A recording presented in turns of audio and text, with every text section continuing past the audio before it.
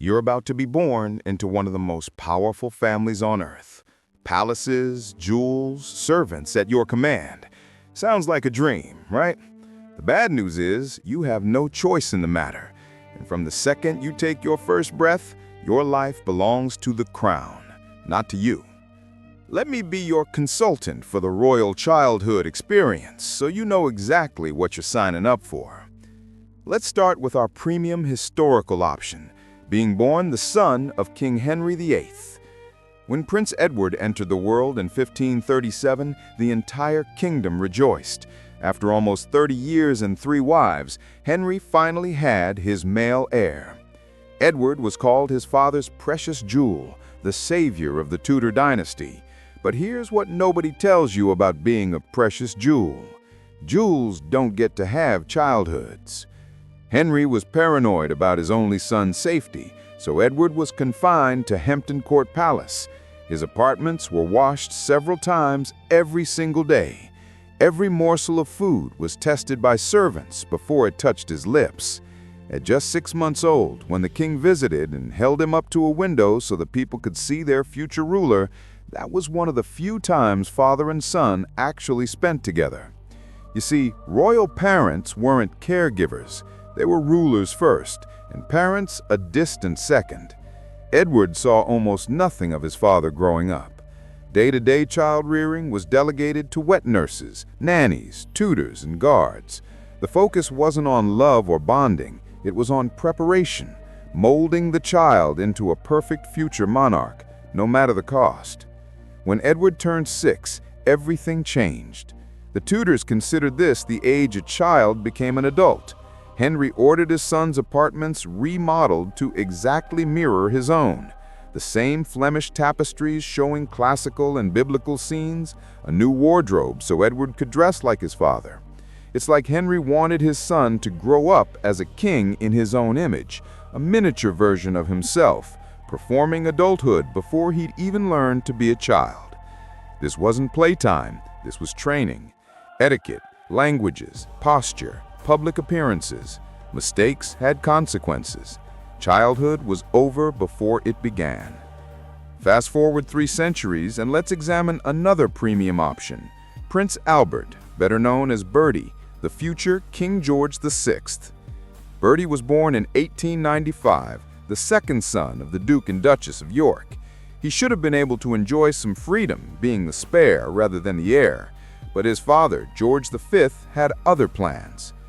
George and his wife May were so uninvolved in their children's daily lives that it took them 3 years to discover one of their nannies was inflicting emotional and sometimes physical abuse on their eldest boys.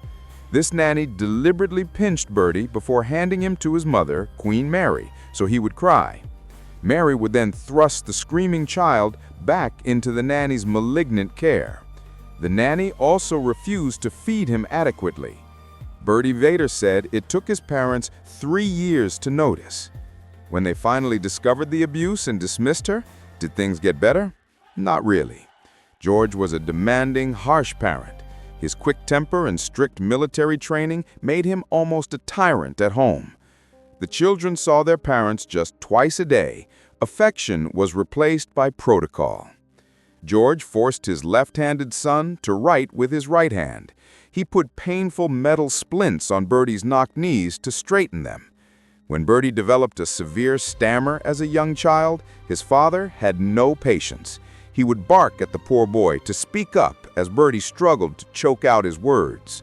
There was a quote, possibly apocryphal but widely believed, attributed to George V, "My father was frightened of his mother, I was frightened of my father, and I'm damned well going to see to it that my children are frightened of me."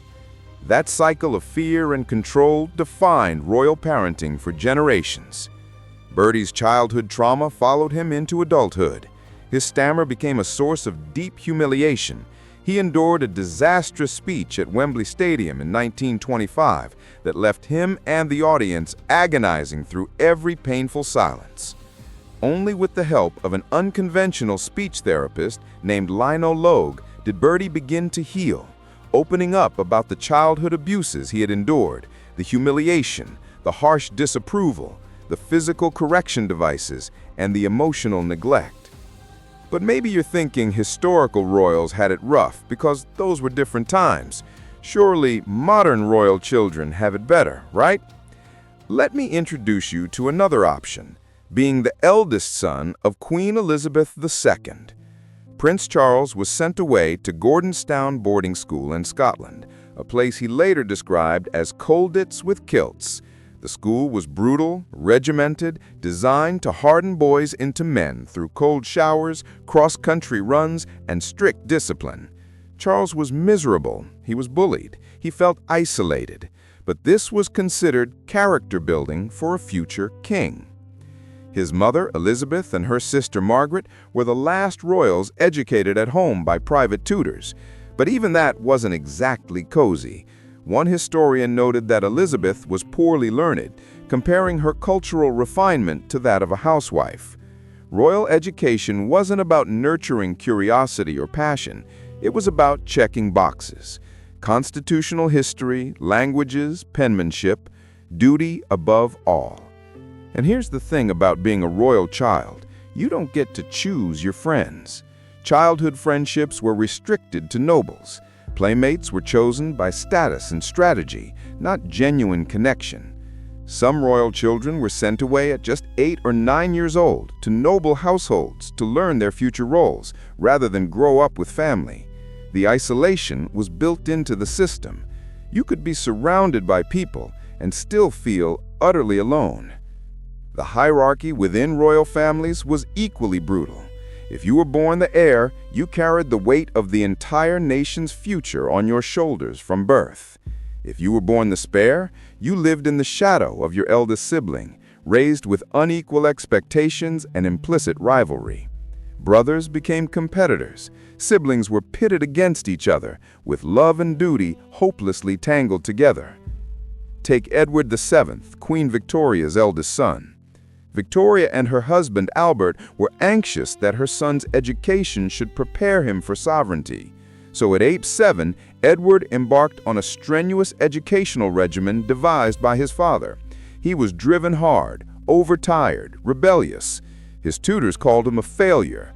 One examined the bumps on his shaved head with phrenology and determined he had a weakness of brain, a feebleness and lack of power to grasp almost anything. Victoria herself called Edward's skull feeble and abnormal. Throughout her life, she believed he had a small, empty brain. After her father died following a quarrel about Edward's rumored affair with an actress, Victoria never forgave him. She excluded him from affairs of state for decades. He wasn't informed of cabinet proceedings until he was over 50 years old. The emotional cost was devastating, but there was no room for feelings in the royal machine. Every smile was rehearsed, every tear was forbidden. Your public image mattered more than your happiness or your health. You were a symbol before you were a human being. Jump to the late 20th century. When Prince Harry was born in 1984, things looked different on the surface. There were photo opportunities showing a warm, loving family. Princess Diana tried to give her son some normalcy, trips to McDonald's, theme parks, ordinary experiences. But behind the scenes, Harry later revealed he felt trapped. He compared growing up royal to living in the Truman Show mixed with being in a zoo. When his mother died in a car crash in Paris when Harry was just 12, he shut down emotionally for the next 20 years. Nobody in the royal family or the military, where Harry later served for a decade, ever suggested therapy or mental health support. It wasn't until he was 28 years old that Harry finally sought help, encouraged by his brother William and later his wife Meghan. He described feeling helpless, angry, like his blood was boiling from things outside his control. He said he came very close to a complete breakdown on numerous occasions. In therapy, Harry confronted what he called a cycle of pain and suffering passed down through generations. He spoke about how royal parenting inflicted trauma that parents then unconsciously inflicted on their own children. He said, "If I've experienced some form of pain or suffering because of the pain or suffering that my father or my parents had suffered, I'm going to make sure I break that cycle so I don't pass it on." And here's the ultimate irony. that one historian captured perfectly. Royal children were forced to behave like many adults when they were young, which meant many of them behaved like children when they grew up, because they were never allowed to be children when they were actually children. Look at Edward VIII, George VI's older brother. After a strict, controlled childhood under his demanding father, George V, Edward developed a reputation as a carefree, capricious playboy. He fell in love with an American divorcee named Wallis Simpson and abdicated the throne after less than a year as king just so he could marry her. He chose personal happiness over duty, the ultimate rebellion against a lifetime of being told his feelings didn't matter. Some might say these children had privilege beyond measure, and yes, they lived in palaces, yes, they had wealth and status and power, but here's what they didn't have: privacy, normalcy, the freedom to make mistakes without public humiliation, the ability to choose their own path, genuine emotional connection with their parents, a childhood that belonged to them. Behind the gold and the grandeur, royal children were prisoners, constant surveillance, nightly rituals, restricted social lives, no privacy. Many lived their first years away from their parents entirely, in separate apartments or households with minimal contact. They were raised by strangers who enforced perfection, because the goal wasn't to raise a happy, healthy human being, the goal was to produce a flawless ruler. And what happened when they failed to meet impossible standards? Punishment was harsh. Not just bad grades or being sent to their room, we're talking public shame, emotional isolation, physical correction devices, being told by your own mother that your brain is feeble and abnormal. Every aspect of their development was tied to dynastic prestige rather than personal well-being. They were photographed, displayed, their growth monitored and judged by an entire nation. One wrong word, one inappropriate gesture, one moment of genuine human emotion could mean disgrace. The contradiction at the heart of royal childhood is this: immense privilege on one hand, profound personal cost on the other. They were born to rule, but forbidden to live. A childhood traded for legacy, freedom sacrificed for duty. So here's the twist: the more horrifying your royal childhood experience, the more likely you were to survive it with some shred of yourself intact. Those who rebelled, who broke away, who sought help and acknowledged their trauma, they're the ones who found a way to heal. Edward VII, despite his difficult childhood, became a more caring father than his own parents had been. He defended his parenting style to Queen Victoria, writing, "If children are too strictly or perhaps too severely treated, they get shy and only fear those whom they ought to love." Prince Harry walked away from royal duties entirely, choosing his mental health and his family's well-being over obligation. He now speaks openly about therapy, about breaking generational cycles of trauma, about the importance of emotional honesty. But for every royal who escaped or evolved, there were countless others who suffered in silence, crushed under the weight of expectation, isolated behind palace walls, taught that duty mattered more than joy, that image trumped authenticity, that they existed to serve the crown rather than to simply exist. If you could go back in time and tell any of these royal children what awaited them, what would you say? Would you warn them about the loneliness, the pressure, the loss of self? Would you tell them to run while they still could? Or would you simply say, "You deserved better. You deserve to be a child.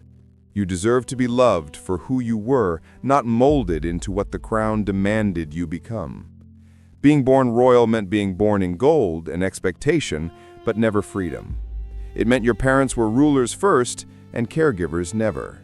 It meant being raised by nannies and tutors and guards who enforced perfection. It meant every smile rehearsed, every tear forbidden. It meant playtime was actually training, friends were restricted, siblings became rivals, mistakes brought harsh punishment, and public image always mattered more than private happiness. Royal children across centuries, from Edward VI to Edward VII, from George VI to Charles III, from Marie Antoinette isolated at Versailles to the modern princes and princesses still navigating these impossible expectations today, they all paid the same price. They were born into luxury, but they lived in a cage. They had everything except the one thing every child needs most: the freedom to simply be themselves. That's why it sucked to be a royal child, not because of what they lacked in material terms, but because of what was stolen from them before they were old enough to know what they'd lost: their innocence, their autonomy, their childhood itself. So the next time you see a royal child in a perfectly pressed outfit, waving to cameras with a practiced smile, remember, behind that image is a human being who never asked for this life, who may be struggling in ways we'll never see, who's paying a price we can barely imagine. Born to rule, but forbidden to live. That's the royal childhood experience. And honestly, no amount of gold can ever compensate for that loss.